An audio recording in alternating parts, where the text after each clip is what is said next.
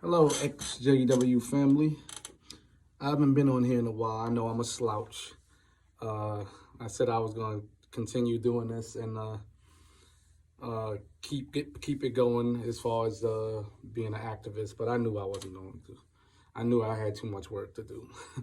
But I had to jump on this because what happened in the last day or two with Tony Morris not being a governing body member anymore.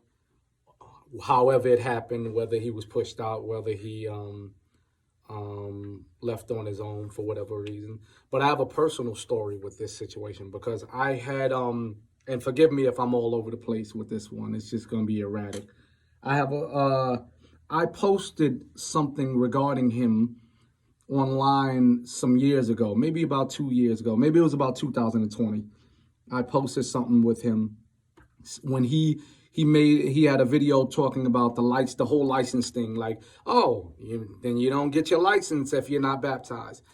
And I wrote something saying, do you hear what this guy is saying? So long story short, family members got wind of it, although I was never baptized, and they shouldn't care what I think or what I say. But they got wind of it, and they basically kind of like got away from me. Like, oh, don't associate with him anymore. They told other family members, don't associate with him anymore. He's an apostate now. And my argument was that I was talking about another man that bleeds, another man that uses the bathroom, another man that drinks, possibly a whole alcoholic. And that he wasn't exempt from anything or anyone. He wasn't exempt from you scrutinizing him. And it's ironic because when something like this happens, he turns into a man again. It's like, hey, why are you talking about him? Because he's a man and he's not a god, and we have the right to scrutinize and say what we feel about a person. And then the minute something like this goes down, he's just a man. So was he a man when you stopped speaking to me because I said something about another man? So it's so ironic to me, and it's so weird, like how the mind of a Jehovah's Witness thinks. Like it's like this weird thing that goes on in mind. It's like they want every exit that they can have. They want this exit. They want to be able to get out of this way, out this way, out this way, out. You can't do that. You can't do that. Like, I said something about a human being. You stop speaking to me. Something happens with the human being. And then now, remember, he's just a human being. Like, that's why I said something about another person, because they're not exempt. So it's weird. It's like I had a family member tell me, I told this person, you hold the governing body higher than you hold God and Jesus. And they denied it completely. No, we don't. We go by the Bible. I said, how do you go by the Bible?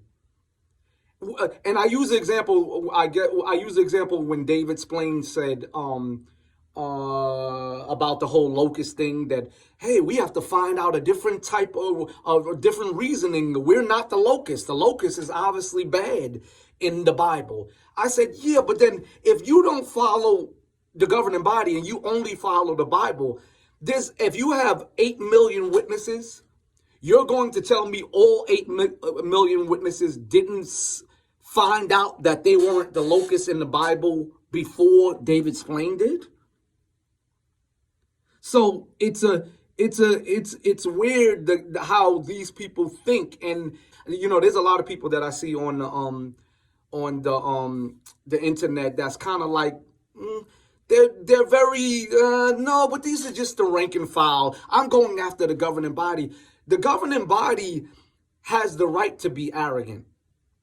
They have the right to be haughty because they know exactly what they're doing.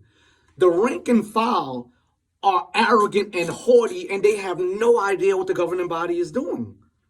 So how can you be haughty and arrogant with no information? At least the governing body know what they're doing. We're trying to get money from here. We're trying to do this. We're trying to gain power here. What? So they're arrogant for a reason. Like, not saying it's okay to be arrogant or haughty, but at least they know what direction they're going in. The rank and file will literally argue you down to the bone with arrogance and haughtiness and have no clue what's going on. How is that possible? Like, let me get back on track. It's just that whatever happened to him, whatever was the cause, is something. So, like, how do you feel now? Like, honestly, personally, how would someone like them feel that I spoke about this man? You got upset because I spoke about this man, and then now it's okay to speak about this man.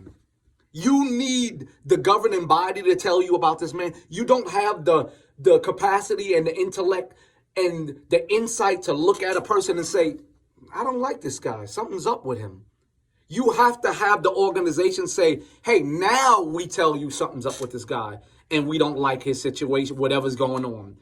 That's a scary situation, because you're waiting on other human beings to spark your brain, which was given to you by God naturally. You have that insight and you have that in you naturally to be able to logically say something's up with this man or something's up with this woman or something. So for you to have to wait on another person to say, we tell you when it's right to basically lean on your own understanding. I guess that's exactly what they tell you not to do, is what you should do.